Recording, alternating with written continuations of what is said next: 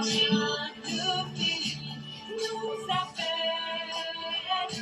Si nous avons dans la paix, l'amitié, la liberté, notre devoir sera d'être un modèle de l'espérance pour à l'humanité, en forgeant unis dans la foi nouvelle, la patrie de la reine fraternité. La patrie de la reine fraternité. La patrie de la reine fraternité.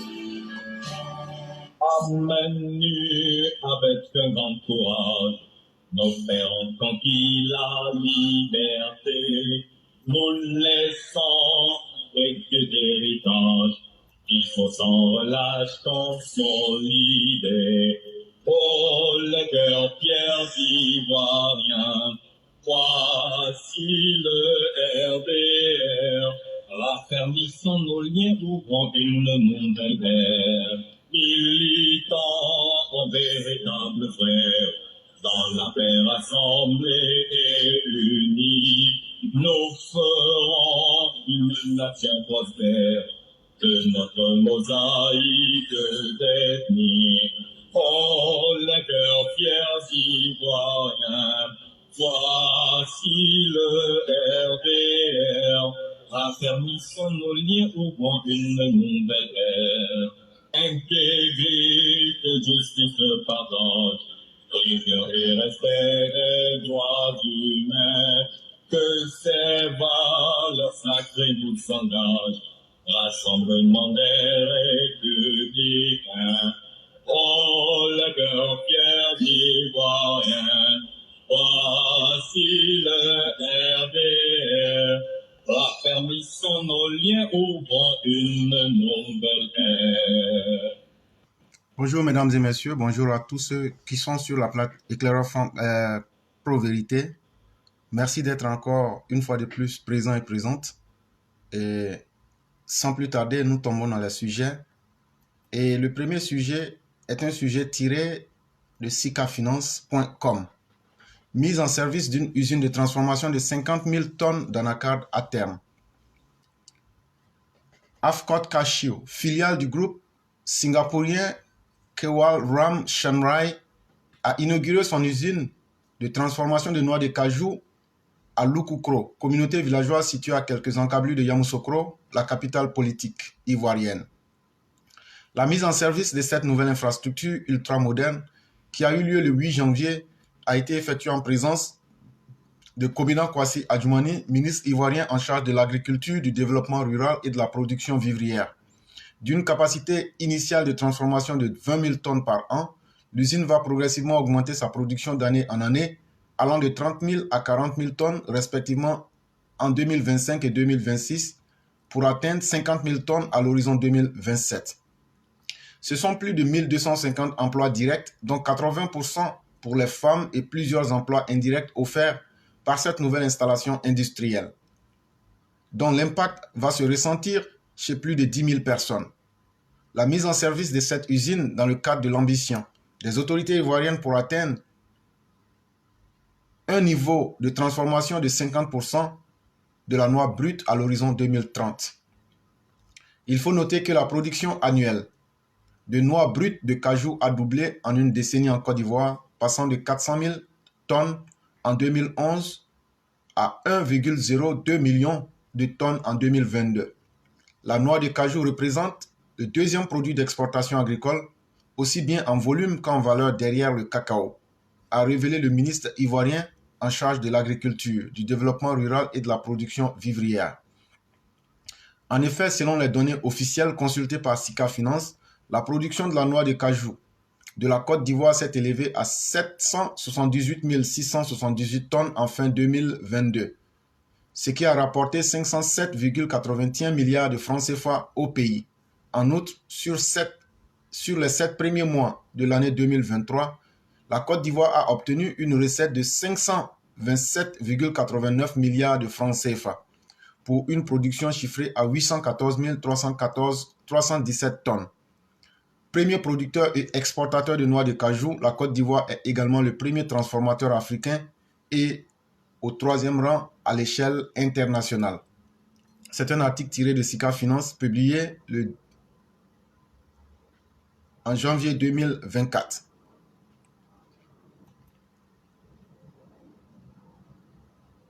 Sujet numéro 2. Free Mobile s'engage à bloquer les prix de ces 2 forfaits jusqu'en 2027. C'est un sujet tiré de 01.net. Par la voix de son directeur général Nicolas Thomas, Free vient de s'engager à bloquer les prix de ces 2 forfaits mobiles historiques jusqu'en 2027. Les abonnés mobiles et clients de Free potentiels seront ravis d'apprendre que l'entreprise vient de Xavier Niel et elle vient de confirmer que ces forfaits à 2 € et à 99,99 € ne verront pas leur prix augmenter jusqu'en 2027. L'information partagée par les confrères du Parisien est un pied de nez à tous ceux qui pensaient que Free ne serait pas en mesure de maintenir le prix de ses forfaits plus longtemps, dans un contexte inflationniste de hausse des coûts de l'énergie. Nous confirmons notre engagement à bloquer le prix des 2 forfaits mobiles jusqu'en 2027, confirme Nicolas Thomas, directeur général de Free. Ce maintien des prix concerne uniquement les 2 forfaits historiques de la marque lancés en 2012. Ces forfaits à 2 € et celui de 99,99 cents. L'entreprise profite pour rappeler que ces forfaits seront largement enrichis en 12 années d'existence. La data incluse dans celui de 99,99 € est passée de 3 gigaoctets à 250 gigaoctets. Le nombre de destinations gratuites pour appeler sur le fixe à l'étranger a augmenté de 40 à 100. La data incluse à l'étranger a encore été revue à la hausse cet été avec 35 gigaoctets disponibles dans 100 destinations, précise Nicolas Thomas. Le directeur général en profite pour faire une annonce dans ce sens. Dès aujourd'hui, 9 janvier 2024, tous les abonnés des forfaits à 99,99 € profiteront de l'application télé OQEE by Free sur tous les écrans smartphones, tablettes, TV et etc. Jusqu'ici exclusive au BaxNet, cette offre vient pour enrichir le forfait 5G de Free Mobile.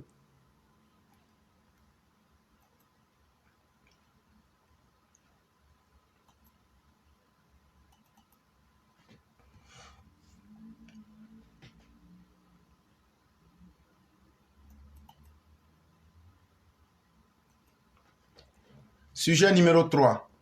Le Mali recadré par le Conseil de sécurité de l'ONU sur l'accord d'Alger. La tension entre l'Algérie et le Mali provoquée par un incident diplomatique ayant entraîné le rappel des ambassadeurs semble se dissiper. Cette réconciliation signe un renouveau dans leurs relations bilatérales. Vendredi dernier, l'ambassadeur d'Algérie au Mali a réintégré son poste à Bamako, 2 semaines après son rappel.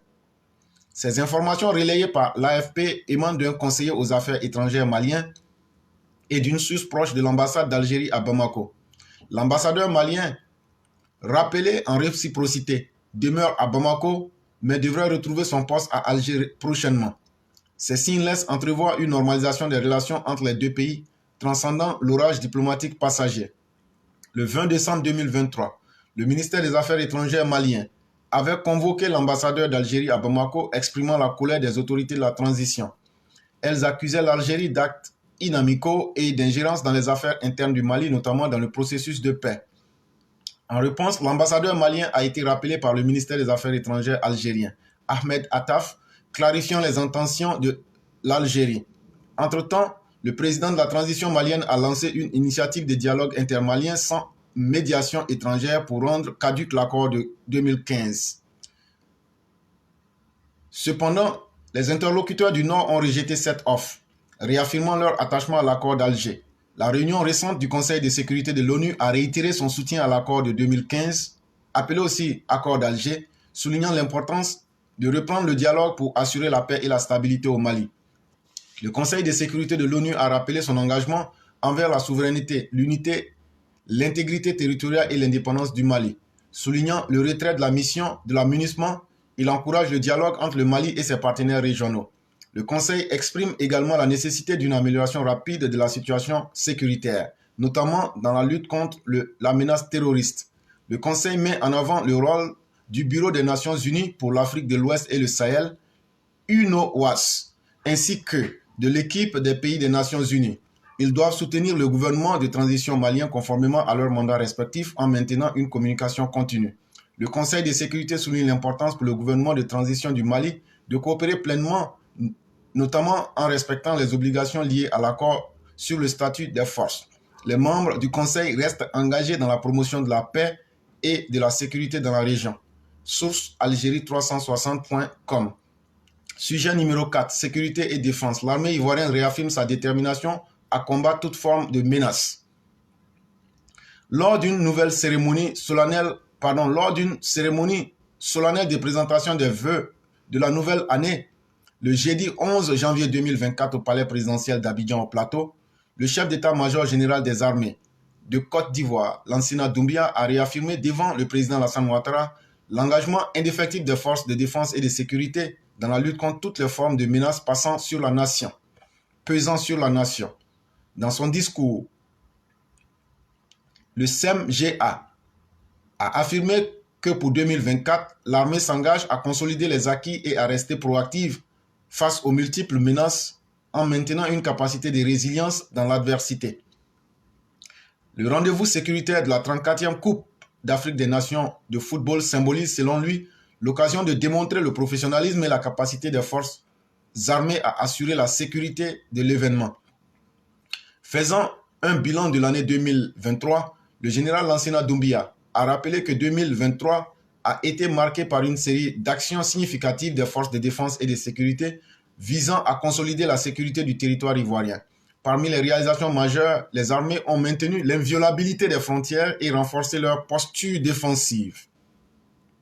Le renforcement de la formation militaire et l'attrait de l'Académie des forces armées et du cours d'études supérieures de défense pour les auditeurs internationaux ont été soulignés comme des preuves du rayonnement du modèle ivoirien. La gendarmerie nationale a-t-il poursuivi à adopter le concept de gendarmerie de contact pour se rapprocher davantage des citoyens, tandis que la police nationale se prépare activement à assurer la sécurité lors de la prochaine Coupe d'Afrique des Nations de football. Les douanes et la direction des eaux et forêts ont également entrepris des réformes significatives pour renforcer leur capacité opérationnelle. Le chef d'état-major a rendu un hommage particulier aux investissements et à l'attention que le chef de l'État, le président de la République, a accordé aux forces de défense et de sécurité, soulignant que ces efforts ont renforcé la capacité de l'armée à répondre efficacement à toute menace. Pour finir, le CMGA a exprimé ses vœux de santé, bonheur et paix pour l'année 2024, non seulement au président, mais également au vice-président, au premier ministre, aux présidents d'institutions, aux membres du gouvernement ainsi qu'à leurs collaborateurs et familles. C'est un article tiré de l'avenir.ci. Sujet numéro 5. Audit de CHU de Treichville. Une longue mauvaise gestion dévoilée par le rapport de la Cour des comptes. La Cour des comptes de la Côte d'Ivoire, présidée par le magistrat hors hiérarchique Kanvali Diomandé, a réalisé un audit du centre hospitalier universitaire, en abrégé CHU de Treichville, entre 2016 et 2020. Mettant en cause une longue série de mauvaises gestions de la direction générale conduite par Étienne Yao. Ci-dessous quelques extraits du rapport. Observation numéro 14. Au titre de la démolition, de délocalisation et de la construction de la nouvelle cuisine, la Cour a constaté que l'avis favorable du COGES autorisant la délocalisation et le changement de l'usage final du dit bâtiment n'a pas été requis par le directeur général. Réponse du directeur général. En ce qui concerne la délocalisation du projet de cuisine, les instructions ont été données au directeur général du CHU-T par Dr Raymond Goudou, ministre de la Santé d'alors. En effet, elle a souhaité que cette place soit réservée au centre de prématurés et de néonatologie, afin que celui-ci soit contigu au service de gynécologie obstétrique. C'est suite à cette instruction verbale que le directeur général a procédé à la démolition de la cuisine. Cependant, le changement de l'usage du bâtiment est certes une décision du directeur général, mais auparavant, le projet a été porté à la connaissance du COJES. La Cour précise que l'instruction verbale donnée par la ministre de la Santé d'alors ne saurait avoir un caractère exécutoire. L'article 7 du décret numéro 2001-650 du 9 octobre 2001 donne compétence au COJES pour délibérer sur les projets d'investissement relatifs aux travaux et aux équipements. La preuve de cette délibération n'est pas faite par la direction du CHU de Trècheville. La Cour recommande au directeur général du CHU de Trècheville de se conformer à la réglementation applicable en la matière et de ne procéder à la délocalisation et au changement, l'usage final d'un bâtiment qu'à la suite d'une délibération du COJES l'y autorisant. Contrôle des recettes propres et des dépenses d'investissement du centre hospitalier universitaire de Trècheville. 2.32 Inadéquation entre l'usage final du bâtiment et les besoins exprimés au départ des travaux. Observation numéro 16. Au titre de la défaillance de l'entreprise Express Printing dans la réalisation des travaux, la Cour a observé que les travaux n'ont pas été livrés. Le marché n'a pas fait l'objet d'avenants, d'ajournement ou de résiliation malgré les défaillances de l'entreprise Express Printing. Réponse du directeur général. La direction générale a effectivement constaté la défaillance de l'entreprise Express Printing, mais vu le besoin urgent de réhabilitation de la pharmacie et les procédures souvent trop longues de la résiliation, nous ont amenés à accepter le rythme d'exécution de ce marché. La Cour souligne qu'il est incompréhensible qu'un marché lancé attribué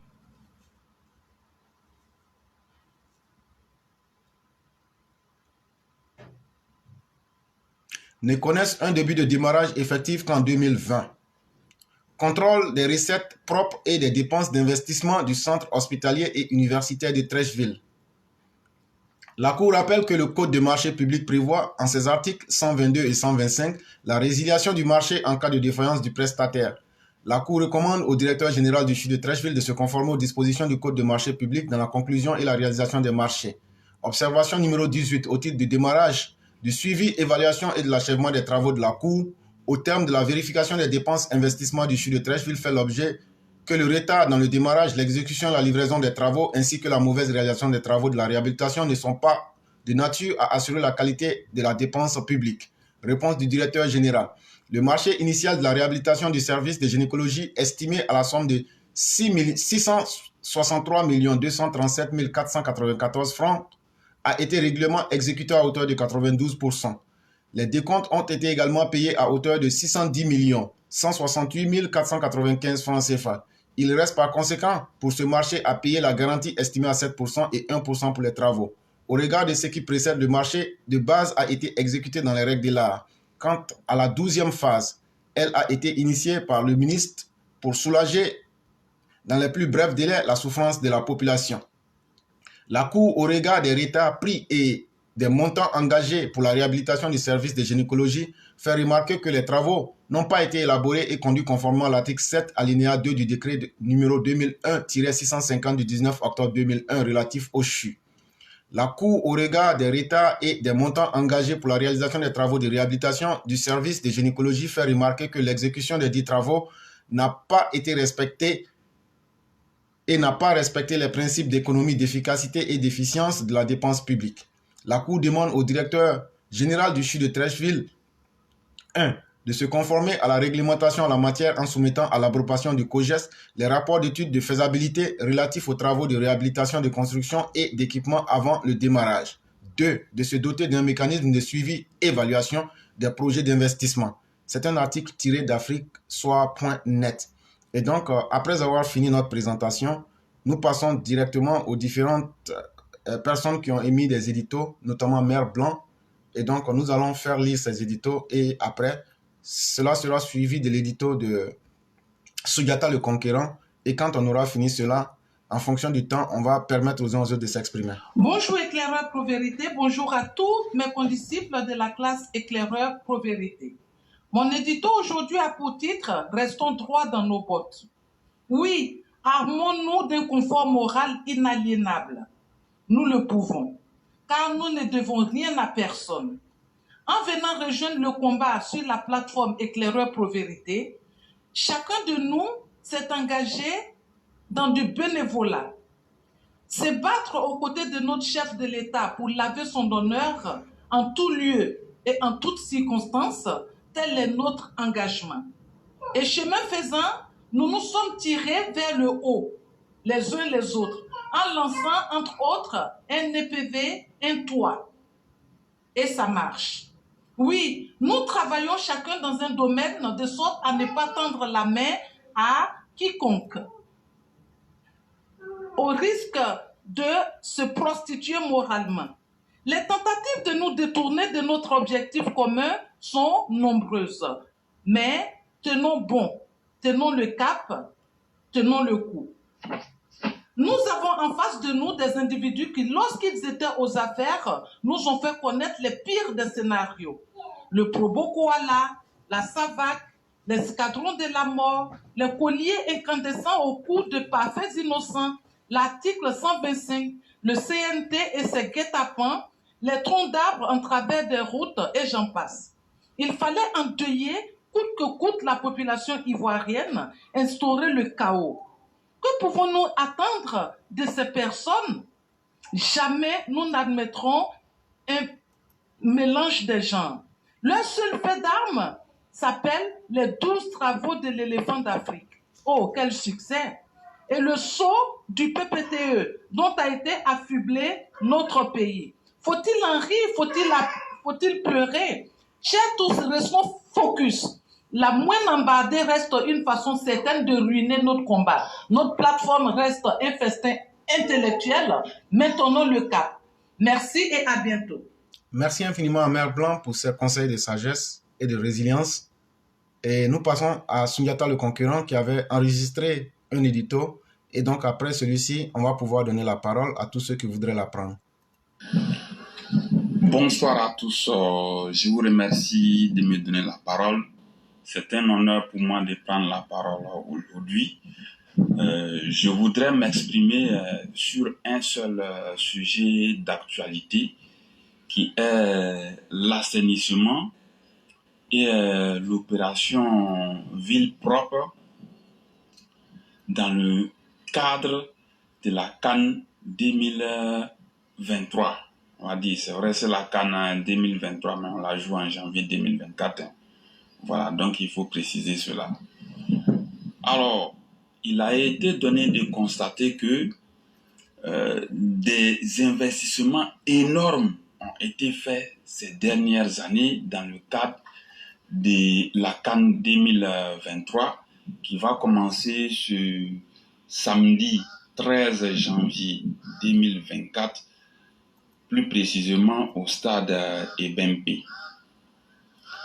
Dans le cadre de l'assainissement de nos différentes villes, vous savez, je suis toujours au four et au moulin ici pour demander aux uns et aux autres de nettoyer les caniveaux, de construire des canalisations pour évacuer les eaux de pluie et les eaux usées, de nettoyer les routes, d'entretenir les routes, de construire de nouvelles routes et vraiment d'assainir et de désenclaver complètement les grandes villes et surtout de décongestionner la ville d'Abidjan. Alors l'événement est déjà là, à quelques jours.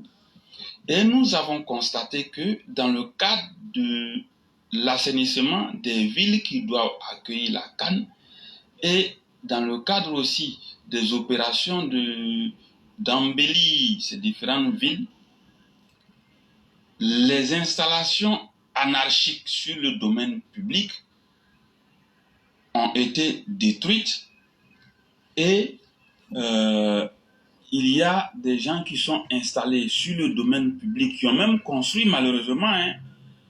Ces installations ont été détruites dans les villes de Kourougo, Bouaké et aussi, on va dire, dans quelques endroits isolés d'Abidjan.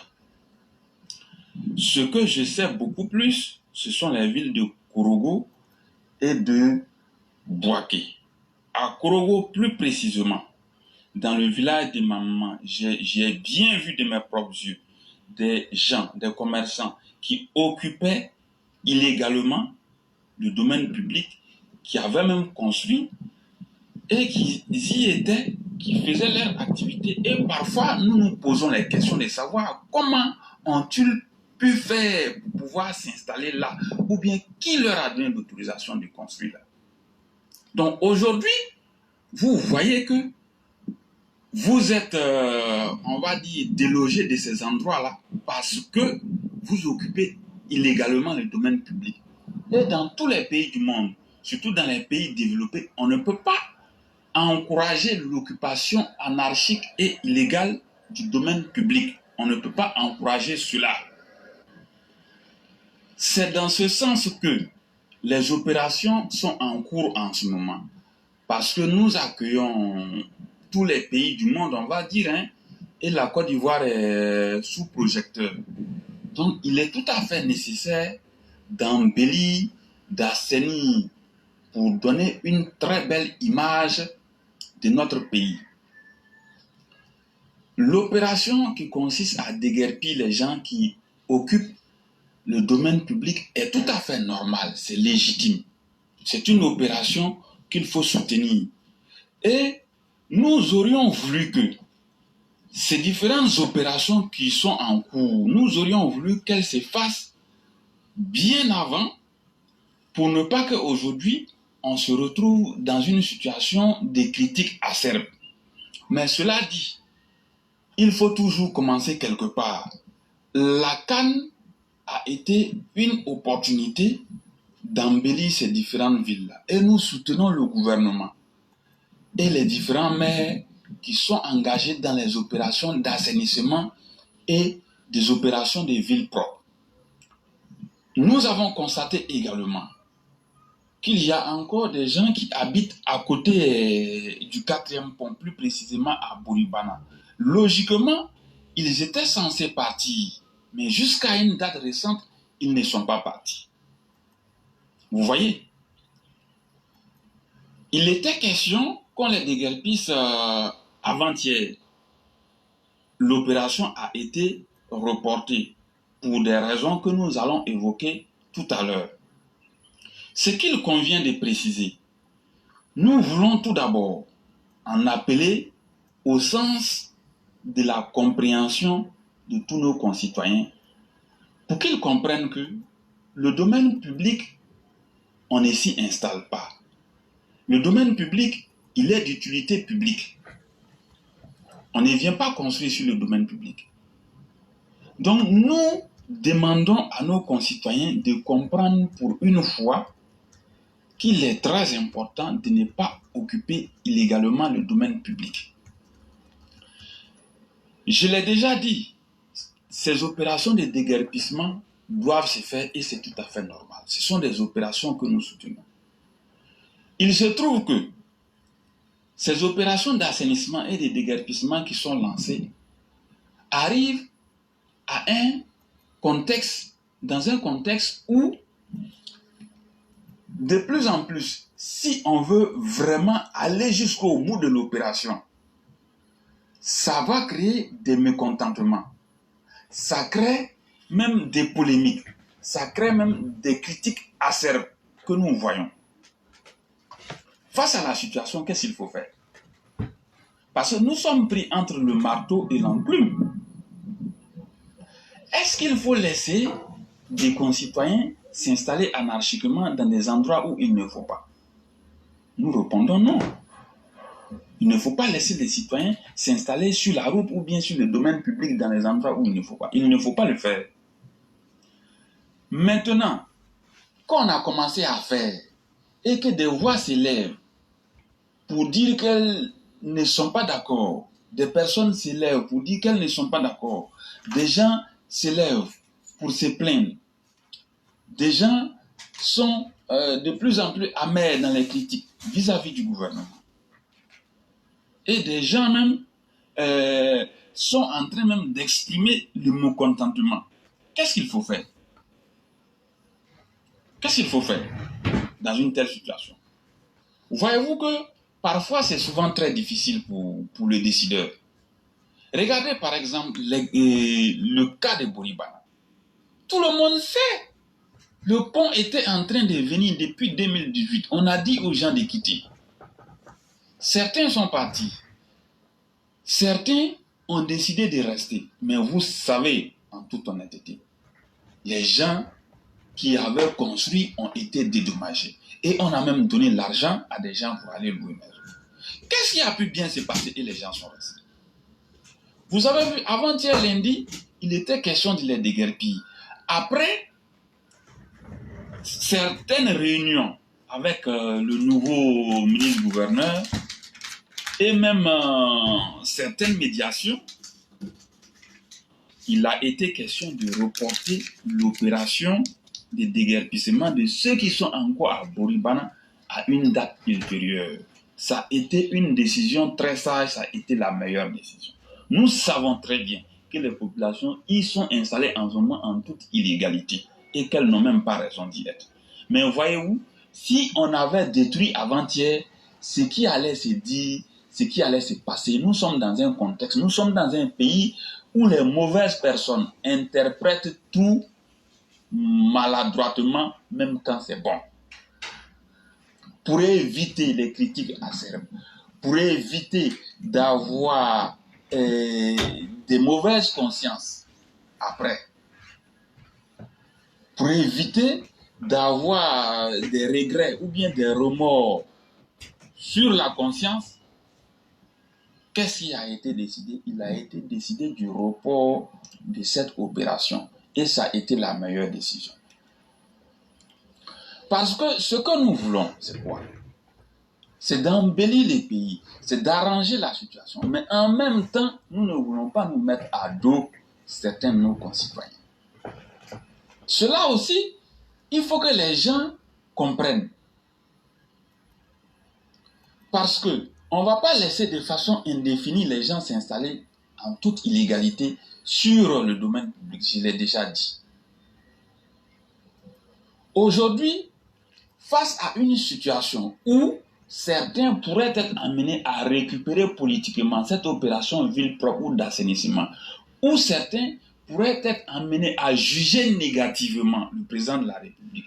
Face à cette situation où certains pourraient être amenés à être acerbes dans les critiques vis-à-vis du gouvernement, alors que nous savons que le gouvernement veut bien faire, nous recommandons la prudence, tout en soutenant ce que le gouvernement est en train de faire. En recommandant la prudence, qu'est-ce que nous voulons proposer? Tous les commerçants, que ce soit des grands commerçants, des petits commerçants, des artisans, qui sont installés sur le domaine public, nous voulons leur demander de comprendre la situation. Mais en même temps, nous demandons aux maires de ces différentes villes et aux autorités compétentes de recenser ces vendeurs, ces commerçants et ces artisans qui étaient installés sur le domaine public, de les recenser, d'ouvrir des cahiers de recensement dans les différentes mairies pour savoir combien ces commerçants, grands commerçants ou artisans qui étaient installés sur le domaine public en toute illégalité sont. Une fois que leur nombre sera déterminé, dans le cadre de la politique sociale, dans le cadre même de, on va dire, l'inclusion socio-économique et professionnelle, dans le cadre même du visage humain de la politique, nous souhaitons et nous proposons que les maires de ces différentes villes trouvent des sites de recasement et des magasins pour ces commerçants et artisans, pour les soulager et pour atténuer les souffrances des uns et des autres. Parce que nous ne voulons pas, au final, que le gouvernement soit la cible de mauvaises personnes parce que nous voulons faire. Voyez-vous, il y a des fois où vous savez que vous avez raison de faire quelque chose. Mais quand vous voulez agir, vous allez vous rendre compte que dans votre volonté de bien faire, les gens vont dénaturer votre vision et ils risquent même de encore venir porter atteinte même à votre personne ou à votre bonne volonté parce que vous voulez bien faire et pourtant vous avez raison. Dans le cas d'espèce, nous demandons aux uns et aux autres de comprendre, surtout ceux qui s'installent illégalement. Nous leur demandons de comprendre. Nous voulons demander au gouvernement de vraiment demander aux différents maires de recenser ces gens et de les recaser. Pour les gens qui habitent sur les sites illégaux où il ne faut pas, nous leur demandons de comprendre. Nous demandons également au ministre en charge du social et aux différents maires de faire quelque chose également. Il faut que quelque chose soit fait pour permettre aux uns et aux autres de comprendre. Il faut que quelque chose soit fait pour permettre aux uns et aux autres de comprendre. Parce que nous ne voulons pas avoir des regrets ou des remords sur la conscience. Nous ne voulons pas aussi que de mauvaises personnes viennent dénaturer le bien fondé de notre combat. Nous n'en voulons pas du tout. Donc aujourd'hui, ce que j'ai tenu à dire, pour être un peu plus bref, sinon pour faire le résumé, nous soutenons ce que le gouvernement est en train de faire. Nous approuvons ce que le gouvernement est en train de faire, qui est l'assainissement et l'embellissement des villes dans le cadre de la CAN. C'est tout à fait nécessaire.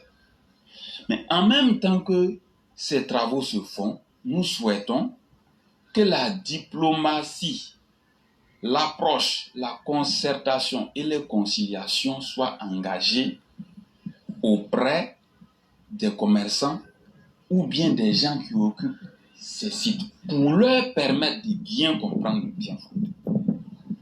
Et surtout, de les recenser, de connaître leur nom, de leur trouver des sites de recasement, de leur trouver des magasins. Nous demandons aux maires et aux ministres en charge du social d'aider pour ne pas que des gens viennent dénaturer le bien fondé de notre combat. Nous le souhaitons vivement. Pour la question du logement de ceux qui sont sur les sites illégaux, nous souhaitons également que le ministre chargé du social apporte de l'aide pour loger ceux qui sont sur les sites illégaux et pour apporter une assistance à ces différentes familles. Nous le souhaitons vivement. Donc nous souhaitons que le travail se fasse dans de bonnes conditions tout en apportant de l'aide aux familles, aux commerçants, aux artisans, surtout en privilégiant le visage humain de la situation et en apportant une assistance sociale, de sorte que pendant et après cette CAN, tous les Ivoiriens soient heureux. Je le dis parce que j'ai entendu des choses dont je suis sorti spécialement pour vraiment m'exprimer sur ce sujet pour que les choses se passent très bien. Excellente soirée à tout le monde. Merci infiniment à Soundiata le Conquérant, qui est l'une des personnes sur le terrain et qui donne des conseils très judicieux. Et donc, nous lui disons merci pour ce travail et surtout merci surtout pour ces conseils, en espérant bien que les uns et les autres, c'est-à-dire les autorités aussi, mais aussi bien que la population même, vont rester dans leur rôle et vraiment s'en tenir à la loi. Et donc, nous avons fini avec les éditos et les présentations. On va donc permettre à tous ceux et toutes celles qui voudraient prendre la parole de se signaler en 5 minutes. Et comme je l'ai dit, le temps maximum de parole, c'est 10 minutes. Et donc, ceux qui se signaleront seront pris et ceux qui seront dehors du temps ne seront pas pris. Et donc, la voie est ouverte jusqu'à ce qu'il soit la 52e minute de là où vous vous trouvez. Après la 52e minute, n'appelez plus, on ne vous prendra pas. Et donc, nous commençons déjà avec la première personne qui avait bien voulu prendre la parole.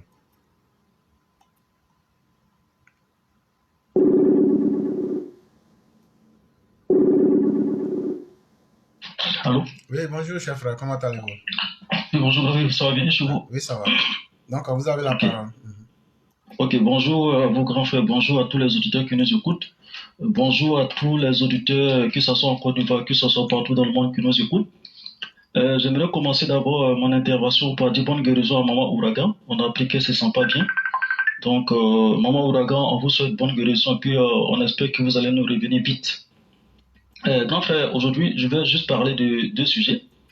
Encore une fois, je vais être bref et puis très précis dans ce que je vais dire. Mon premier sujet, c'est sur la communication. Vous savez, on a beaucoup parlé, hein. C'est pas un secret. Comme on le dit dans le jargon, la communication, c'est le quatrième pouvoir. Si tu as une entreprise, tu es un responsable de gouvernement, tu es un responsable de société. Quand tu arrives à communiquer correctement, à expliquer les choses aux gens, vous pouvez déplacer des montagnes. Mais si tu n'es pas capable de bien communiquer pour expliquer les choses aux gens correctement, ça ne passera pas. Un maître, un professeur qui s'assoit devant la classe et qui n'est pas capable, même si c'est le plus expert du monde, même si c'est quelqu'un qui a bac plus 30, s'il n'est pas capable de s'arrêter pour expliquer les choses aux gens, son bac là, ça va lui servir à quoi? Zéro. Donc ce que je veux dire là, chers gouvernants, la communication, elle est très importante. On ne peut pas comprendre qu'il y a des choses qui se passent et puis on n'est pas capable de communiquer correctement pour expliquer les choses à la population. On n'a pas besoin de revenir sur plusieurs exemples. Le président même l'a dit, a remarqué les faiblesses au niveau de la communication. Donc moi ce que je veux dire à nos dirigeants, la communication, on ne joue pas avec ça. La communication, c'est une arme redoutable. Donc il faut qu'ils prennent les moyens pour prendre cette communication au sérieux. Quand on dit communication là, ça ne veut pas dire de prendre affiche et puis mettre un gros français dessus et puis coller ça au bord de la rue. Ça, c'est pas communication ça. Quand on dit communication là, ça ne veut pas dire s'asseoir à la télé, parler gros français que les gens ne comprennent pas. Ça, c'est pas communication. Quand on dit communication là, il y a plusieurs facettes.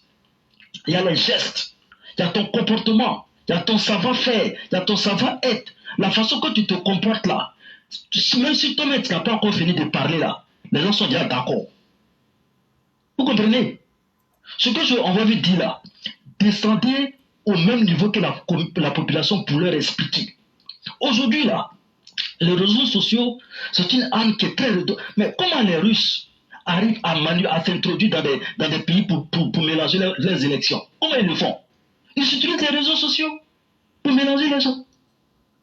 Donc, vraiment, prenez au sérieux cette histoire-là. Vous avez les réseaux sociaux, vous avez des communicants dans les réseaux sociaux. Ces communicants dans les réseaux sociaux-là, mais ne les négligez pas. Donnez-leur les moyens pour qu'ils puissent faire votre bataille. Les gens des réseaux sociaux-là, ils sont en communication avec presque tout le monde. Tout le monde a iPhone, tout le monde a Android. Les gens sont tout le temps sur leur téléphone, ils sont tout le temps sur TikTok, ils sont tout le temps sur Facebook. Mais c'est un moyen facile d'atteindre les gens. Donc si vous avez des gens qui sont là, qui descendent au même niveau que la population, au niveau communication, qui descendent dans le même mot au niveau verbal, au niveau de la population, mais c'est une communication qui est directe, qui entre dans la tête des gens. Donc moi ce que je vous demande aujourd'hui là, vos communicants qui sont sur les réseaux sociaux, qui descendent dans le bas peuple pour se mettre au même niveau que la population pour leur parler là, donnez-leur les moyens pour qu'ils puissent aider ce pouvoir-là. Moi je vous dis, hein, moi c'est pas Éclaireur qui m'a dit de venir parler. Hein. C'est moi-même j'ai réfléchi, j'ai vu à quel point nos communicants dans les réseaux sociaux apportent à ce pouvoir-là, apportent pour le pays. Donnez les moyens techniques, donnez les moyens financiers pour qu'ils puissent aider le gouvernement, pour qu'ils continuent à aider ce pays-là à avancer. Vous pensez que vos opposants, ils s'amusent? Ils ne sont pas en train de s'amuser, ils payent les gens, ils donnent du matériel aux gens pour pouvoir vous attaquer. Mais vous faites quoi? Les gens, ils prennent de leur temps, vous ne leur donnez rien, ils font ce qu'ils peuvent. C'est parce qu'ils aiment leur pays, c'est parce qu'ils aiment le président, c'est parce qu'ils ont l'amour de leur pays, c'est parce qu'ils veulent protéger leurs parents qu'ils font ça. Mais entre nous, Soyons sérieux, aidez les gens qui font l'effort de descendre vers le bas peuple pour parler au même niveau que le bas peuple, pour les faire comprendre les choses. Moi, je le dis toujours, hein, en 2020, si Éclaireur n'était pas sorti, vous savez ce qui allait arriver. Moi, je vous dis qu'en 2020, si Éclaireur ne sortait pas pour parler là, je vous assure, toute la Côte d'Ivoire, moi, il y a des gens qui m'appelaient, souvent, je suis sur le direct d'Éclaireur, et puis je vois des amis partout au pays qui sont connectés. Donc, c'est pour vous dire à quel point les communicants, ils ont un impact. La plateforme Éclaireur pour venir a un impact. Aider ceux qui aident le pays pour qu'on aille de l'avant. Ça, c'est ce que j'aimerais dire à nos dirigeants pour qu'ils prennent au sérieux la communication qui est le quatrième pouvoir. Si tu as une entreprise, tu as un pays, tu as une école, tu négliges la communication, il faut fermer ta porte en même temps, tu vas partir. Parce que ça ne servira à rien. Donc ça, c'est le premier point que j'aimerais ajouter pour interpeller nos dirigeants. Deuxième point, je reviens sur la CAN. J'ai parlé de ça la dernière fois, mais je reviens dessus. Vraiment, je connais pas tout, hein. Ça, il faut qu'on se dise la vérité. Ce qu'on voit aussi là, on n'a pas à se méfier aussi. Moi, je vois des gens qui marchent, qu'on appelle ça, de leur pays à pied pour dire venir supporter leur équipe. Je comprends qu'on peut avoir un certain amour de ton pays pour vouloir faire ça. Mais parcourir des centaines et des centaines de kilomètres à pied, ça peut se faire. Je ne dis pas que c'est faux, hein. Mais vraiment, là où nous sommes, au moment où nous sommes actuellement en Côte d'Ivoire, là, avec tous des personnes autour de nous qui ne nous aiment pas, là, vraiment, il faut qu'on fasse attention. Il faut qu'on fasse très attention. Pour marcher à pied de son pays jusqu'à Abidjan, là, il faut avoir une réelle motivation pour le faire. Donc, vraiment, il faut qu'on fasse attention sur ce point-là. Dernier point pour terminer, j'aimerais revenir encore pour interpeller nos éléphants. Je vais dire à nos éléphants, encore une fois, au Cameroun, là, quand vous avez été éliminé là, vous avez dit quoi? La prochaine fois, on va bien faire. C'est ça que vous avez dit, non? La prochaine fois, on va revenir plus fort. C'est ça que vous avez dit, non? Prochaine fois là, voilà ça qui est là. Voilà la prochaine fois là qui est là. Ça là encore là, ne venez pas nous dire prochaine fois. On n'est pas dans la prochaine fois. On est fatigué de prochaine fois. On vous dit, c'est la meilleure canne. C'est ça qu'on vous a dit. Donc, meilleure canne là, c'est quelle équipe qui ne veut pas remporter meilleure canne pour rentrer dans l'histoire? C'est quelle équipe qui ne veut pas gagner meilleure canne pour rentrer dans l'histoire? Toutes les équipes vont vouloir se battre pour rentrer dans l'histoire, pour dire c'est moi, c'est nous, on a remporté la meilleure canne. Vous connaissez où? Quand on prend le Nigeria là, ils ont fait. Quand tu prends l'Afrique du Sud là, vous les avez vus danser, non? Ils sont là, ils sont prêts. On prend Algérie, eux aussi, ils veulent prendre leur revanche, ils sont prêts. Maroc là, ils ont été en demi-finale à la Coupe du Monde. Là, ils viennent là, c'est pas que vous venez s'amuser. Ils vont venir se rattraper. On prend Mali, on prend Burkina. Vous savez, les Maliens là, s'ils viennent pour eux là, même s'ils sont venus pour gagner la Côte d'Ivoire là, ils sont contents. Donc on vous dit, c'est une CAN qui a un enjeu très énorme. Quand on regarde l'organisation, quand on regarde l'aura du président sur le continent, tout le monde veut venir rentrer dans l'histoire, dans cette CAN-là. Donc si tout le monde veut venir rentrer dans l'histoire, dans cette CAN-là, puis vous venez pour sortir de l'histoire dans cette CAN-là, nous n'accepterons pas. Donc on vous en prie, essayez de donner raison à votre entraîneur. Votre entraîneur là, il a laissé des gens, il vous a pris.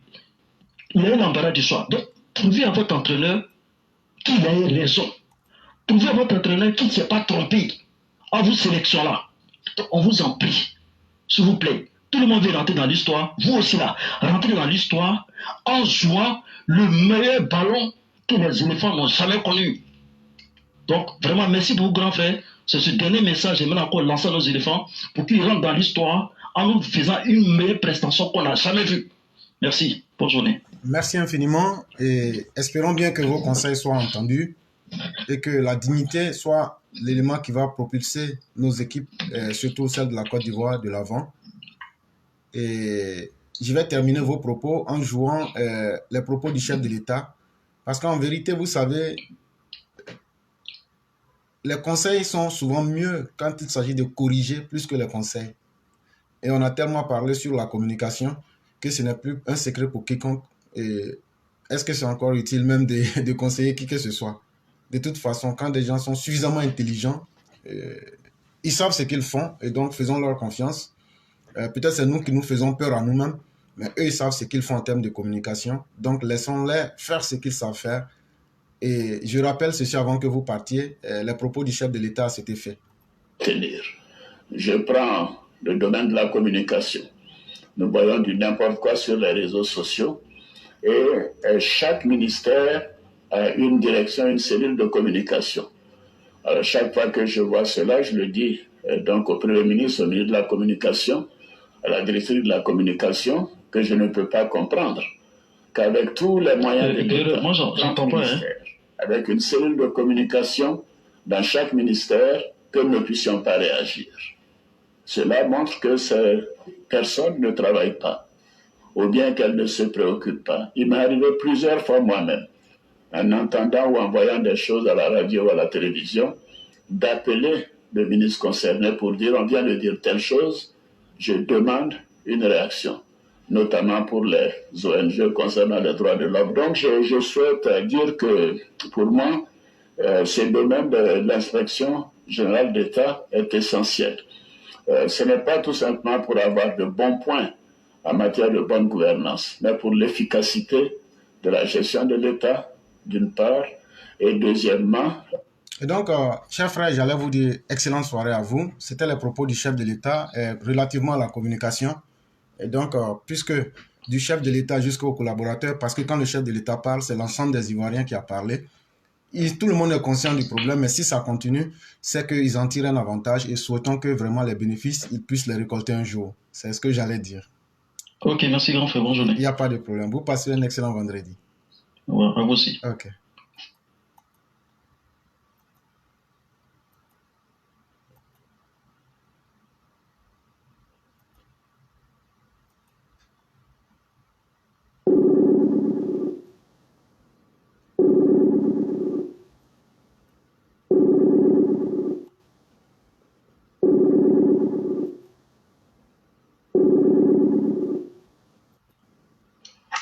Alors? Alors? Allô? Oui, bonjour le grand maître, comment allez-vous? Bonsoir le grand maître. Oui, comment ça va? Oui, ça va un peu. Ok, Dieu merci. Donc, on vous laisse la parole. Vous m'entendez bien, j'espère. Oui, oui. Mhm. Dieu merci. Ok. Donc, bonsoir à tous. Bonsoir à toute la classe. Salut tout le monde, j'ai pris pour tout le monde. Grand maître.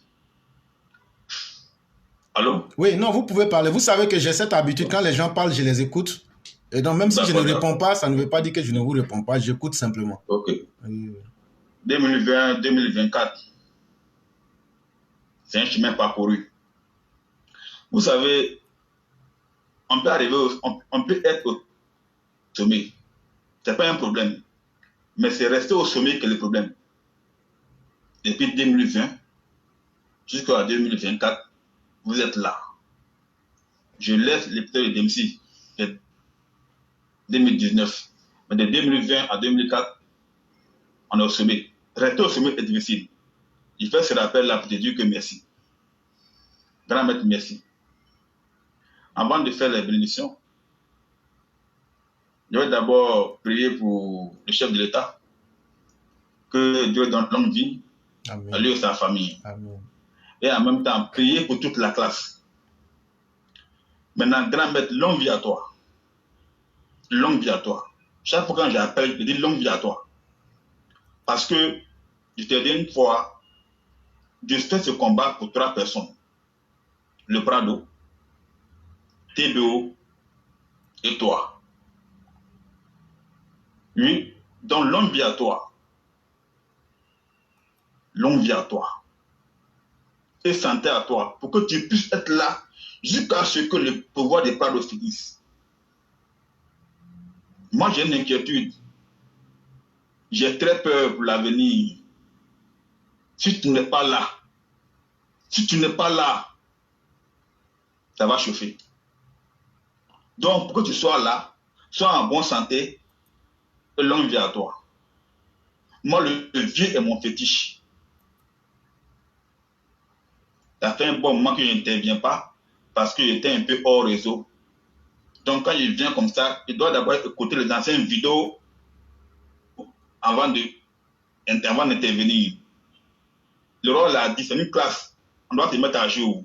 C'est une classe qui est méthodique. Quand tu viens, tu loupes des cours, il faut les suivre d'abord avant de revenir en classe. Donc je m'excuse pour mon absence. Mais aujourd'hui, je suis là pour te dire merci. Et l'homme vient à toi. Je voulais parler sur la communication, mais ça a été déjà dit. C'est toi, on regarde. Merci pour ta communication. Merci pour ta communication. Aujourd'hui, demain, ça sera le retour de la CAN. Que Dieu fasse que tout se passe bien. Tout se passe bien et on prie pour la CAN. Mais je voulais interpeller tout le monde. Le vieux a déjà tout fait. Il a reçu sa CAN. Mais c'est du 13 au 11 février. Soyons vigilants. Soyons vigilants. De l'ouverture jusqu'à la fermeture, j'appelle tout le monde, soyons vigilants. Ok. Soyons concentrés. Soyons concentrés. Je vais terminer mes propos pour revenir un peu sur le cas d'hier. Je n'ai pas pu intervenir. Vous savez, dans la vie est un sacrifice. Hein. Grand-mère, il fut un temps, j'étais en face d'un dilemme. Ça m'a perturbé. Je devais faire un choix. Je vous ai envoyé un message pour m'éclairer. J'ai pris conseil auprès de vous. Vous m'avez donné conseil. J'ai appliqué ce que vous m'avez dit. Donc, vraiment, le DJ Jacques, il m'a blessé. Parce que c'est la communication, c'est une musique qui est partie, c'est déjà sorti. Le peuple sénifaux là, ils sont dignes. Mais aujourd'hui, nous sommes dans un combat pour le vieux. Les quatre sont méchants. Les quatre sont très méchants. Mais si on veut regarder leur comportement, on va perdre ce combat-là au nord. Il y a un qui vient d'abord, qui a déjà divisé le nord, on le connaît. Les petits gros. Oh, les gens du PDC, les cibles là, c'est ça. Ils veulent venir détruire le nord. Mais tout le monde pouvait le faire, mais pas lui, un artiste, parce que la musique est déjà sortie. Les vlés comme un vlé comme PGK, Naboka, les petits vlés profonds, c'est la musique d'Atan. Il ne devait pas chanter comme ça. Il aurait dû t'en parler. Voici la musique qu'il a faite. Est-ce qu'il peut la faire sortir par rapport à ça pour atteindre les cadres? Mais hier, j'ai aimé le débat. Les cadres inconscients, méchants, hypocrites là, ils verront les yeux pour pleurer. Cette musique-là va nous détruire, mais on doit être fort pour contrecarrer ça. On doit être fort. J'ai aimé le débat d'hier. Ils vont écouter. Ils vont écouter. Parce qu'il faut être méchant. Méchant pour que un artiste de vos gens puisse faire ce genre de son. Le son est déjà parti et c'est dangereux. J'ai mal au cœur. Le vieux est mon fétiche. Thébo est mon fétiche. Merci. Vraiment, merci. Merci infiniment pour ce que vous venez de dire. Et vous savez, vous étiez hors du réseau parce que vous étiez en train de chercher à vous battre pour votre vie. Et ça, c'est la chose la plus importante. Même si vous ne le dites pas, moi, je le sais. Et donc, vraiment, courage et fierté à vous-même. Et on sera toujours dans le combat. Et voyez-vous, un homme, la valeur d'une personne, c'est son caractère. Quand tu es dans quelque chose, il faut être dedans. Même si on doit te détester là-dessus. Et pour nous autres, les gens ne comprendront pas que nous, la politique, là, c'est avec Ouattara que nous, on l'a connu. Et peut-être le docteur président, sans le savoir, il a forgé des personnes à travers sa personne, son cheminement de vie. Et c'est cette dignité-là qui nous anime tous les jours. Et donc, tous ceux qui sont conscients de cette réalité-là, on doit continuer ce combat sans regarder autour de nous. Et rien n'est facile dans la vie, mais c'est comment pouvoir se maintenir qui est le plus important. Et le combat de la dignité autour du président Ouattara, c'est une obligation pour nous, parce que quand tu commences quelque chose, tu dois aller jusqu'au bout. Et je peux vous assurer que nous, en tout cas moi, Et je vais continuer ce combat-là, que ce soit avec ou sans personne. Je vais dire, on va continuer ce combat avec le docteur pour que la Côte d'Ivoire sache qu'il y a au moins des gens, quelle que soit la manière par laquelle on a traité le docteur, il y a des gens qui sont restés avec lui jusqu'au bout. Et vraiment, merci d'être parmi ces personnes-là. Et sachez que vous faites aussi notre fierté. C'est ce que j'allais dire. Merci le grand maître. Il n'y a pas de problème. Donc, vous passez une excellente soirée. Merci toi à l'écoute. Merci beaucoup. Et donc, je souhaite bonne guérison à toutes nos mères et à tous ceux qui sont malades et à nous-mêmes qui pensons que nous serions en bonne santé. Et donc, que la grâce de Dieu nous couvre en termes de santé et de tout ce qui est positif. Et donc, on va continuer avec les différentes personnes qui ont bien voulu prendre la parole.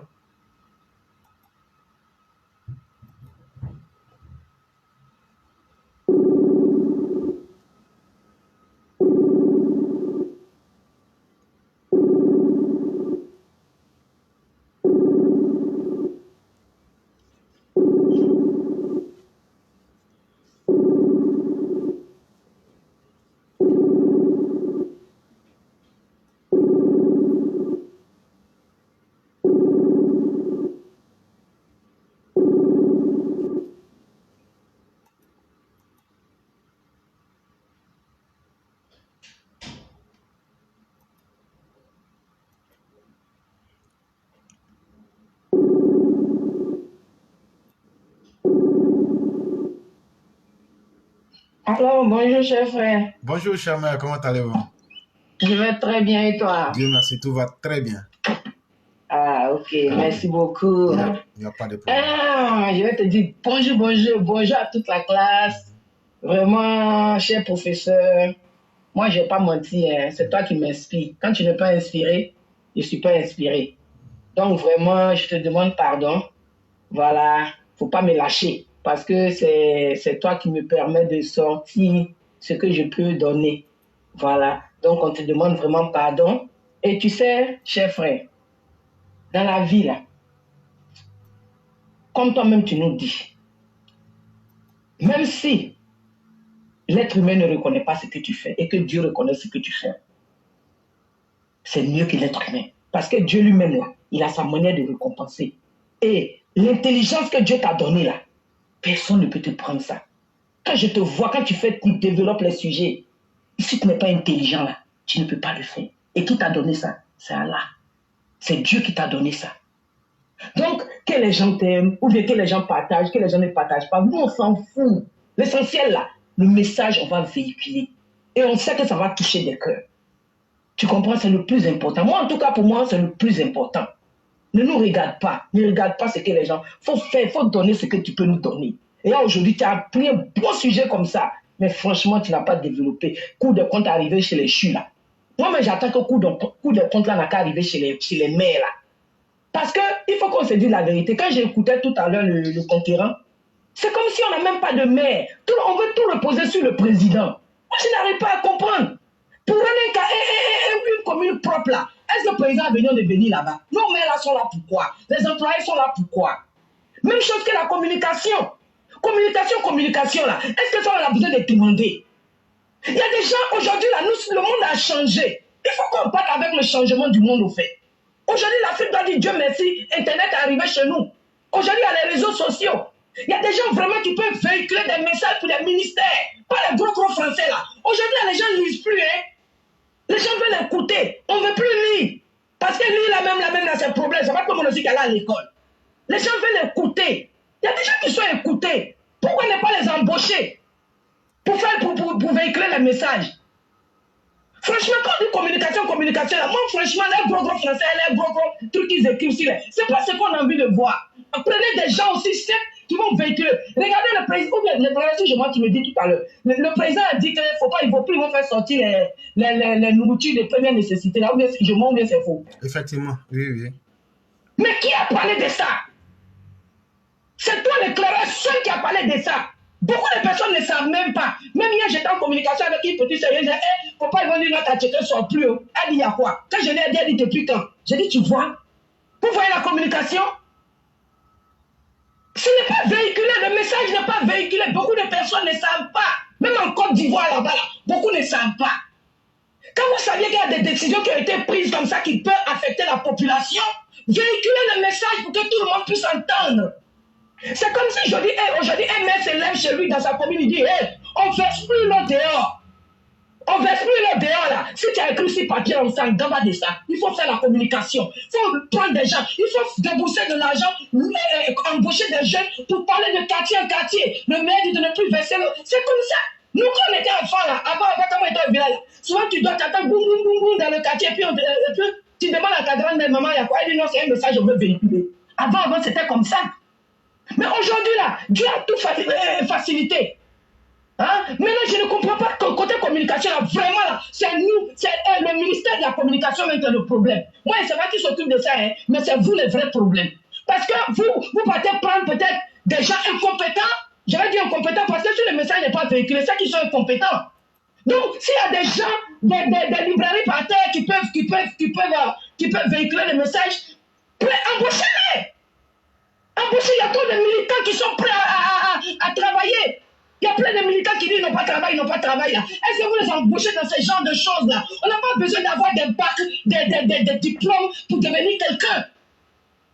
Mais à quoi en Afrique, chez nous, là-bas, il faut avoir des diplômes. Même diplôme, là, mais tu ne connais pas quelqu'un, tu ne deviens rien. C'est-à-dire qu'on croit que c'est compétent pour nous envahir. Qu'on se dise la vérité. Le président a dit que les nourritures de première nécessité ne sortent pas. Je n'entends même pas ça quelque part. C'est pas rien. Ça veut dire que le message ne passe pas. Le président même qui parle son propre message ne passe pas. Qu'est-ce que vous voulez qu'on dise? Vous les cadres. Qu'est-ce que vous voulez qu'on dise? Et quand les gens disent que les cadres sont méchants, moi ça vient sur ta femme cadre, on te dit tu es méchant là. Chérie, tu vas me trouver à la maison, te demander chérie, mais qu'est-ce qu'il y a? Ce que les gens disent là, c'est pas bien. Et je vais vous dire, hein, vous parlez toujours des cadres. Et je vais parler des femmes des cadres aussi. Parce que c'est la femme qui peut changer un homme. Ton homme peut être peindre, mais quand une femme croise, il y a un homme qui peut ne pas visiter sa mère. Mais quand il croise une femme, belle, bonne femme, là, lui dit, hey, chérie, on doit aller voir ta maman tous les mois, ou bien on doit lui faire ça tous les mois. C'est la femme qui a ce pouvoir. Vous parlez toujours des cadres, ce sont les hommes. Et les femmes, qu'est-ce qu'elles font de les hommes? Parce que moi, je n'ai pas accepté qu'on insulte mon mari partout. Pourquoi? Je lui dis, mais chérie, qu'est-ce qu'il faut?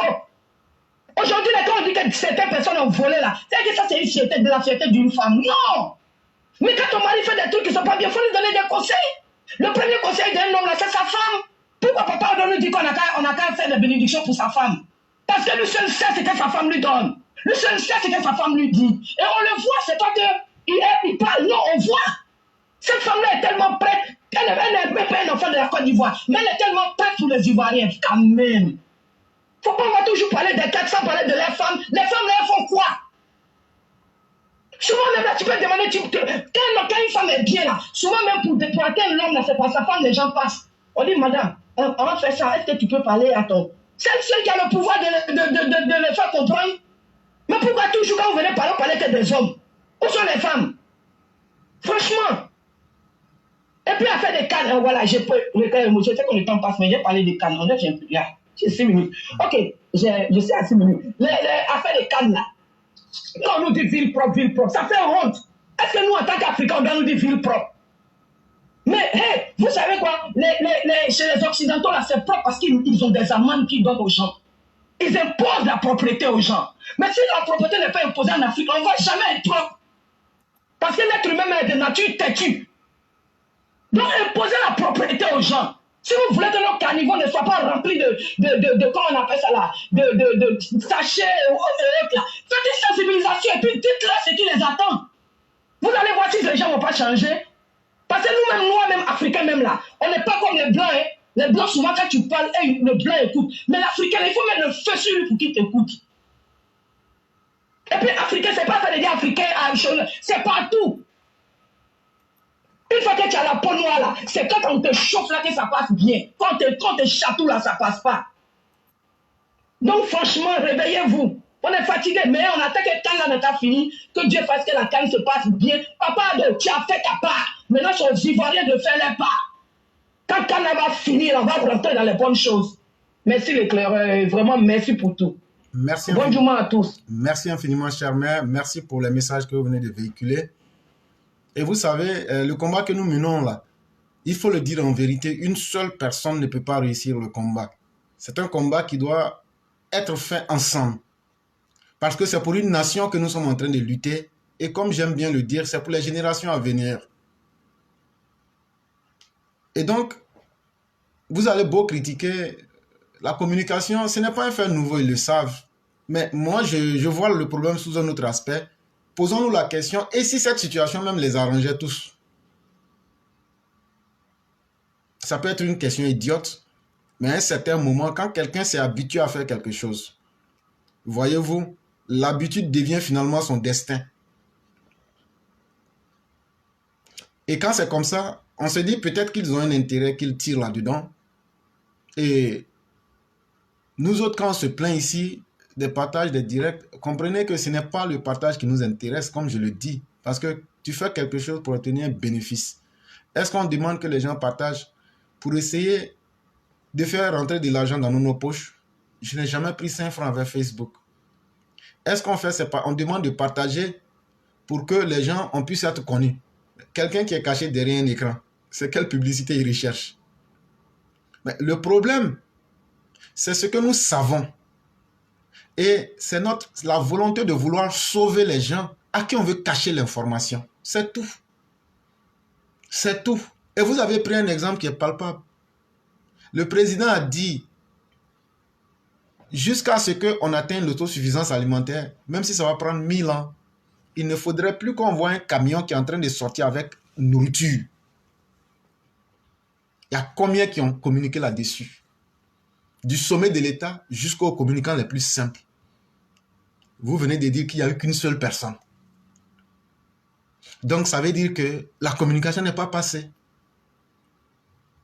Et donc ça veut dire que comment un peuple peut se maintenir s'il ne mange pas? Comment un peuple peut se maintenir s'il ne comprend pas les lois de sa République? Or, les pays qui nous entourent ont mis les mêmes mesures en place. Le Burkina, le Mali ont mis les mêmes mesures en place. Si nous on fait le contraire, c'est comme si on est en train d'assumer les conséquences et de donner ce qui est positif aux autres. Quelle que soit la gentillesse d'un homme là, on ne doit pas lutter contre ses propres intérêts. Et c'est ce que je disais, quand tu sais ce qui arrive, ou bien ce qui se passe, ça t'amène et que tu veux que les gens comprennent pour que les choses soient démystifiées, mais que les gens eux-mêmes ne comprennent pas. Finalement, tu as tellement pitié pour eux que tu finis par te dire, mais finalement, est-ce que ça vaut la peine? Ces émissions qu'on fait là, si c'est gros français là, on vous a montré que tout le monde peut parler gros français. On démystifie les textes philosophiques, les textes religieux ici.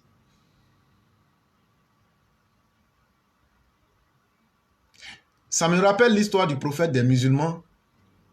Avant que lui-même ne puisse proclamer l'islam, en ce moment, il n'y avait personne, même lui-même ne pouvait pas dire qu'il était musulman, puisqu'il n'avait pas encore reçu la révélation. Avec les jeunes efficaces de la Mecque, ils ont mis un groupe de protection des populations ensemble.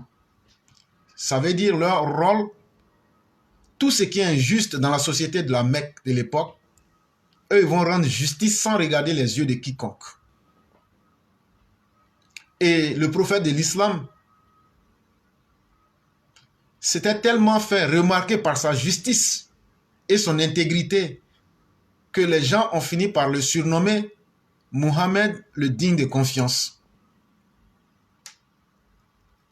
Une fois, il y a son oncle qui devait à quelqu'un et qui refusait catégoriquement de payer cette personne. Et le prophète des musulmans est allé et il a défié son oncle et il a exigé que la justice soit rendue. Que celui à qui quelque chose devrait être dû soit donné. Et les choses se sont passées comme ça. C'est encore renforcé et beaucoup d'autres événements. Pour finir, on dit, mais si tu parles de lui, c'est le digne de confiance. Donc, il n'y a rien à douter. Mais lorsqu'il va recevoir les premières révélations et qu'il va venir pendant tout le temps qu'il a vécu parmi ce peuple, il leur dit, ce peuple l'appelle, toi là même les yeux fermés on te croit. Mais le jour qu'il est venu pour leur dire, si je vous disais qu'il y a quelque chose derrière la montagne qui pourrait vous être fatal, est-ce que vous me croirez? Ils disent oui, on va te croire parce que tu as déjà tracé une ligne qui est que la confiance est ce qui te caractérise et nous croyons en toi. Et il leur dit, si vous pouvez croire en moi, mais si je vous dis que Dieu est une entité unique, est-ce que vous allez me croire? Ils disent non, nous ne te croirons pas. Pas parce que nous ne te croirons pas, mais parce que nous ne voulons pas te croire.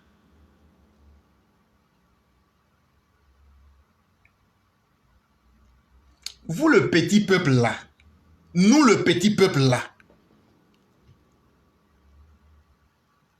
quand on parle, est-ce qu'on prend un discours pour impressionner quelqu'un? Ce que les gens veulent cacher là, vous pensez que les politiciens là, ils sont là d'abord pour faire le bonheur du peuple? Si eux-mêmes n'avaient pas leur bonheur, ils ne seraient pas là pour perdre leur temps. On ne rentre jamais dans quelque chose pour perdre. Mais si vous estimez que les gens se comportent d'une certaine façon et qu'il y a eu plusieurs fois, parole leur a été faite, c'est qu'ils ont leur intérêt dedans. Mais vous, nous le petit peuple, à notre intérêt là, comment on fait pour l'obtenir, le préserver? C'est dans ce rôle-là que moi je me mets. Et ce que les gens veulent cacher, que ce soit du côté du gouvernement, de l'opposition, moi je le dis. Et je fais ça simplement. Est-ce que vous avez confiance en ce que je dis? Jugez-moi par mes actes et par mes propos. C'est suffisant. Mais ce message-là, il y a certaines choses, si vous ne savez pas, vous mettez vos vies en danger tous les jours. Qui sait aujourd'hui que la canne, là, le Mali est en train de profiter pour faire entrer des infiltrés?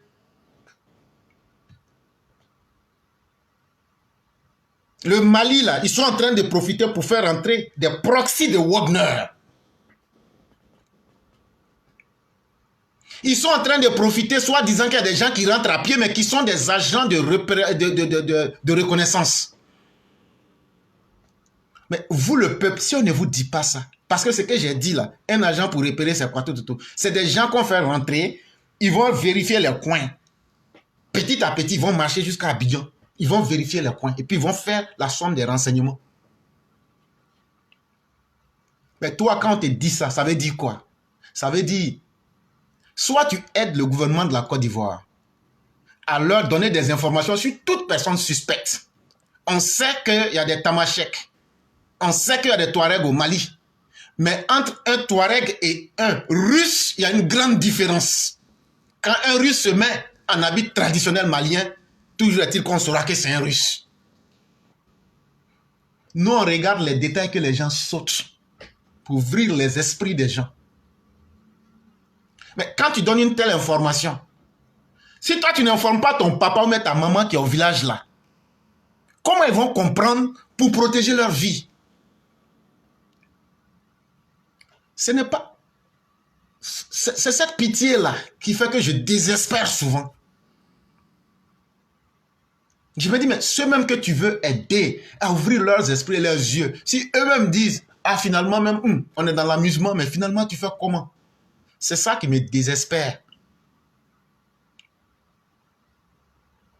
Sinon, c'est une malédiction pour moi. En tout cas, je dis pour moi de m'asseoir sur Facebook et puis attendre quelque chose. Ce serait une malédiction pour moi que de manquer de confiance en Dieu lui-même et de demander la miséricorde de quelqu'un pour espérer quelque chose de quelqu'un. Mais Dieu est témoin sur toute chose. Un homme, tu ne peux faire que ce que tu peux. Et Dieu ne demandera jamais à quelqu'un pourquoi tu n'as pas fait ce que tu ne pouvais pas. Ça aussi, il faut qu'on le retienne.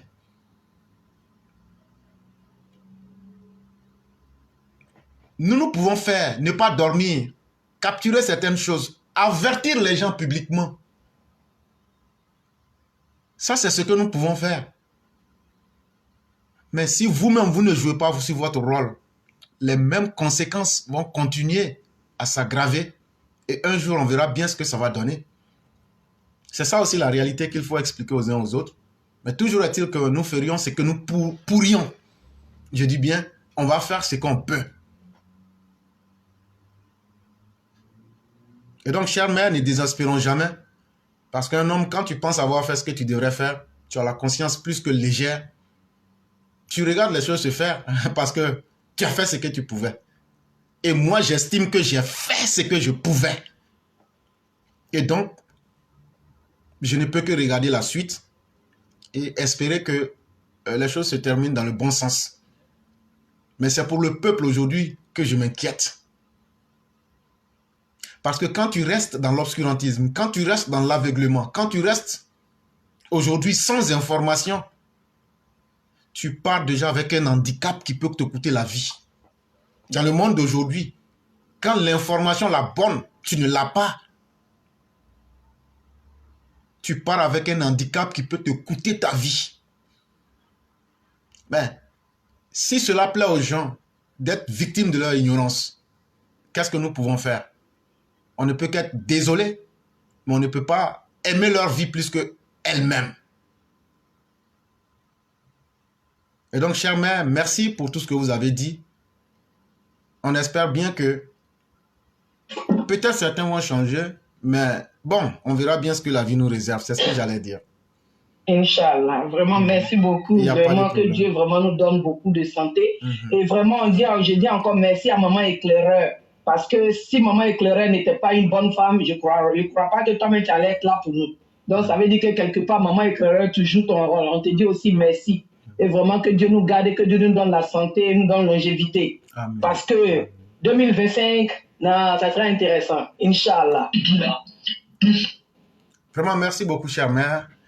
On va vous souhaiter une excellente soirée et bien des choses à toute la famille. Merci et Ok. bon vendredi à toute la classe. À vous pareillement. Merci beaucoup. Mhm. Et donc, mesdames et messieurs, nous allons aller avec la dernière personne.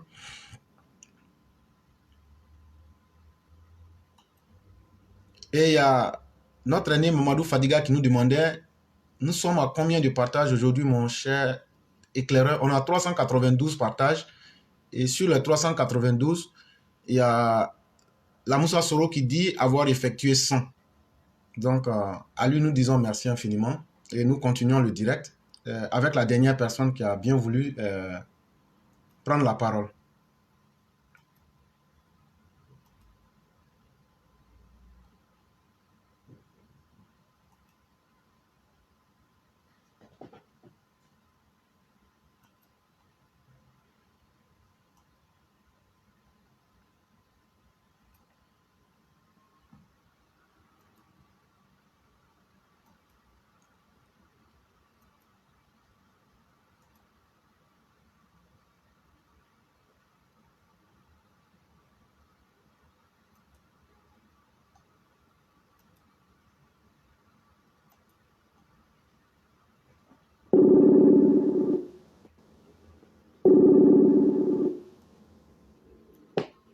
Allô?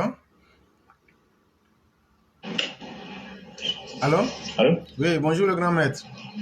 Ouais, éclaireur. Oui, comment ça va? Ouais, ça va super bien chez vous. Dieu merci, tout va très bien. Dieu merci à la famille. La famille va bien. Et de votre côté? Ouais, ça va, ça va. Ok. On essaie de gérer comme on peut. Effectivement, c'est pas toujours Par la facile. grâce de Dieu, on tient, ça va. Ok. Et ça sera bientôt la fin aussi. Ouais, vraiment, Inch'Allah. Oui. Et une fin heureuse. Oui, oui, effectivement. Si peut à Dieu. Effectivement. Donc, Éclaireur, comme je t'ai dit dans le message, nous sommes vraiment bousculés actuellement. Je vais aller rapidement et puis, excusez-moi du bruit, je me suis mis un peu à l'écart pour pouvoir discuter un peu. J'aimerais d'abord, avant de commencer, dire bonsoir à tous les EPV de partout du monde. Ça me fait énormément plaisir de retrouver le direct après tant de moments passés vraiment loin de vous.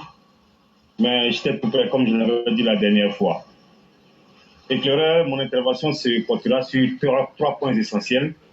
Tout d'abord, l'organisation générale de la compétition, de la CAN bien sûr, avec le COCAN à la tête. En deuxième point, je vais parler un peu de la communication au niveau du COCAN. Et en dernier point, je vais parler un peu de la sécurité mise en place par rapport à cette compétition qui se veut exceptionnelle, qui tient à cœur au président de la République et que je pense le côté exceptionnel a été déjà gagné. Pour le premier point éclaireur, il faut dire que le COCAN a été commis à l'organisation de cette compétition. Et depuis, je pense, après la CAN du Cameroun, c'est la Côte d'Ivoire qui devait l'organiser en 2023, début 2023, quelque chose comme ça. Malheureusement, il y a eu un report de la date d'une année et plus, ce qui a fait que ça a causé beaucoup de tort au COCAN. Malheureusement, c'est le constat qui a été fait. Ajouté à cela, il y a eu vraiment une restriction budgétaire qui n'a pas arrangé les choses, dû à plusieurs facteurs que je n'aimerais pas énumérer ici. De toutes les façons, à la fin, on fera les différents bilans. Éclaireur, il faut dire que cette organisation, c'est-à-dire ce comité d'organisation, le COCAN donc, par rapport à sa commission de mobilisation que chapeaute M. Maurice Koudou, a fait d'énormes choses. Vous le verrez, tout ce qui se passe, tout le bruit qui se passe actuellement autour de la CAN, toute cette mobilisation est le fruit de l'équipe de Maurice Koudou, à qui j'aimerais dire personnellement merci ici. Vraiment, il a fait un énorme boulot malgré le maigre moyen qui a été mis à sa disposition. Aujourd'hui, nous sommes à la veille de la compétition. J'ai tenu à intervenir pour pouvoir éclaircir certains points, surtout sur la communication. Éclairer, c'est très difficile. Il a fallu être dans la chose pour comprendre beaucoup de détails. Aujourd'hui, organiser une compétition d'envergure telle que la CAN, les réalités sont différentes de lorsqu'on ne l'organise pas. Je m'explique. Le Cameroun a organisé la compétition avant la Côte d'Ivoire. Nous avons vu la communication que nous avons faite autour de cette compétition en Côte d'Ivoire ici. Comme si c'est nous qui l'organisions. Aujourd'hui que nous l'organisons, tout est coupé sur le plan communication jusqu'à la dernière minute. Les explications qui m'ont personnellement été données, le COCAN n'a aucune main sur la communication autour de la CAN. Tout ce que le COCAN doit faire devrait avoir l'aval de la CAF. Voici la première difficulté. Je prends un exemple, les chartes graphiques, par exemple. Il n'était pas permis aux pays organisateurs de lancer une charte graphique de la compétition tant que la CAF n'a pas donné son accord. Ça fait un. De deux, toutes les images qui devaient être postées, toutes les images qui devaient être publiées autour de la CAN devaient être signées par la CAF, qui devait aussi donner son aval. Donc ça a rendu les choses difficiles. Vous avez constaté que ce n'est que cette semaine-là que les choses ont commencé doucement à se libérer, avec les conférences de presse du président, avec les différents passages dans les émissions des différents chefs de projet, etc., etc. Je ne voudrais pas jeter l'opprobre sur la CAF, mais c'est pour expliquer certaines choses. Il a fallu que certains décideurs sortent les griffes pour que les choses soient libérées, telles que les différents logos des différents partenaires. Ce n'est que cette semaine aussi que ça a été mis à la disposition. L'accord a été trouvé pour qu'on communique là-dessus. Vraiment, on vivait une atmosphère difficile, chose qui n'a pas été rendue facile par les différentes critiques sur les réseaux sociaux.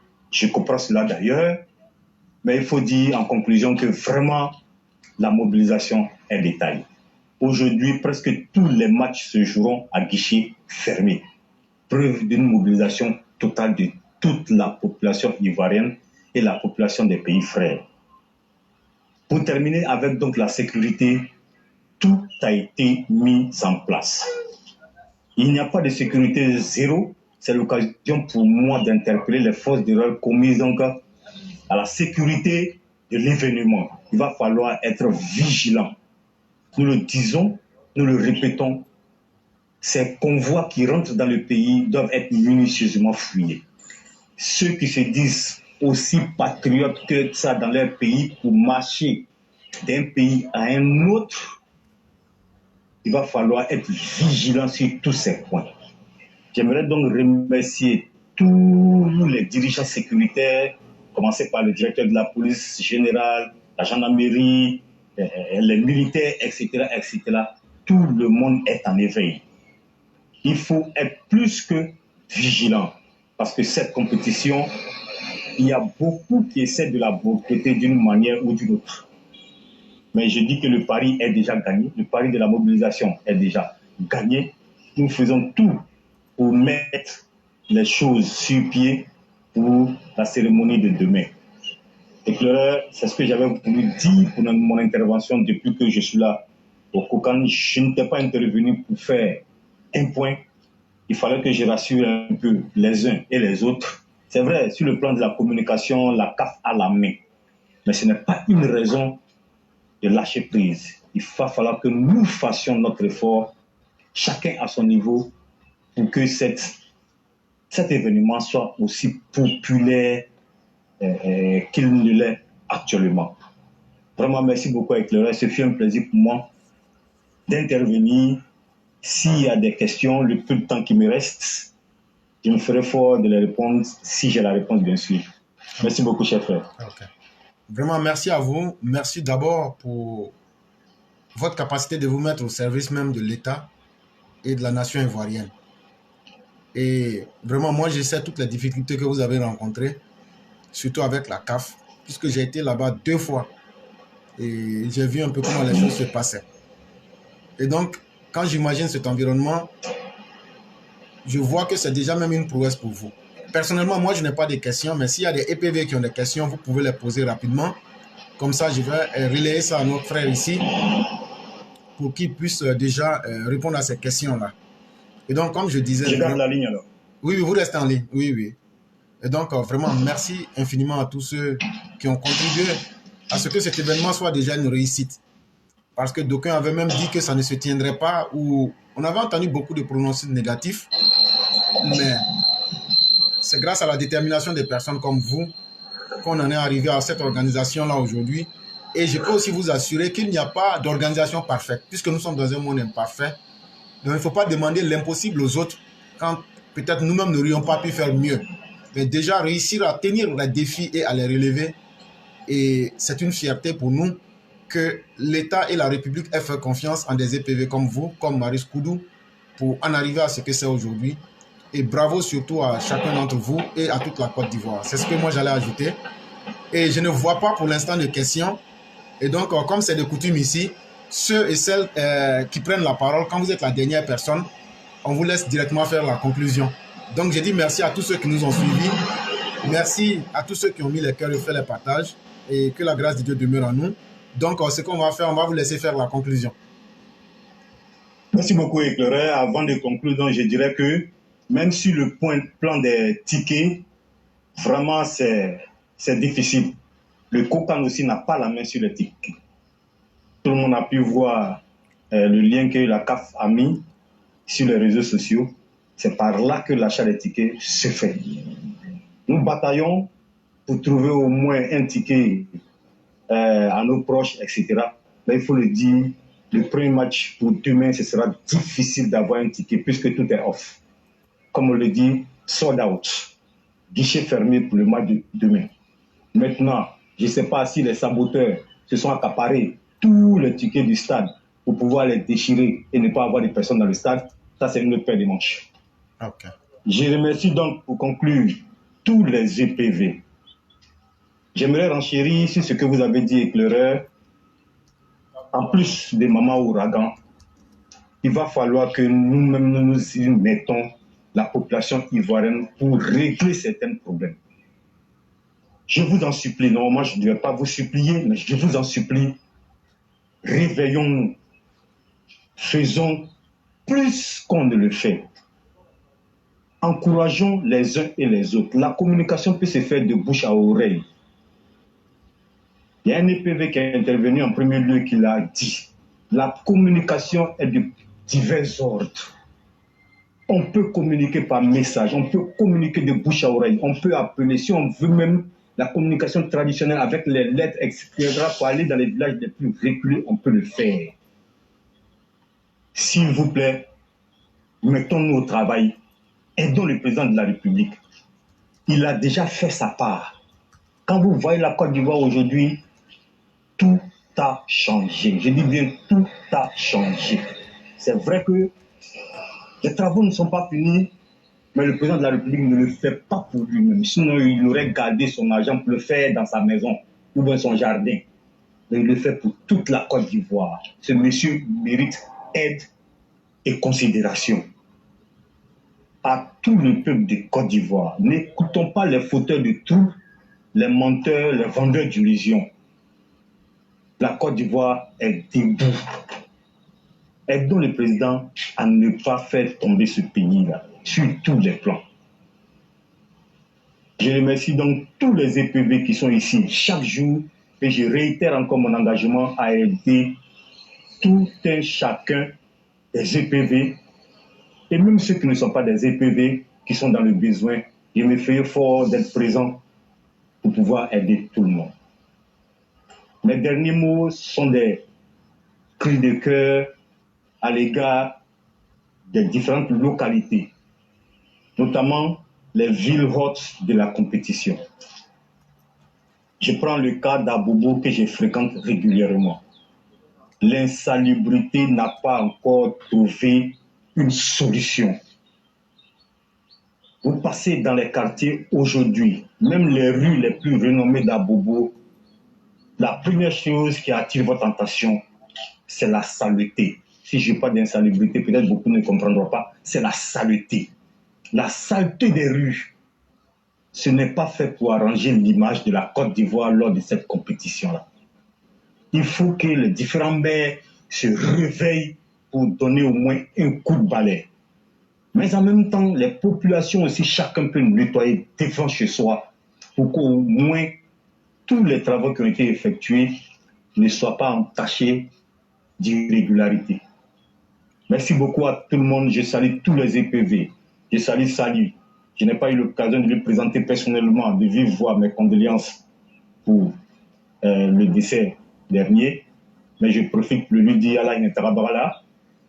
Allah Dirironia, vraiment ma soeur, sois forte, sois courageuse. Je salue le doyen Mamadou au passage. Merci surtout à lui pour tous ses sages conseils et la mission qu'il m'a confiée.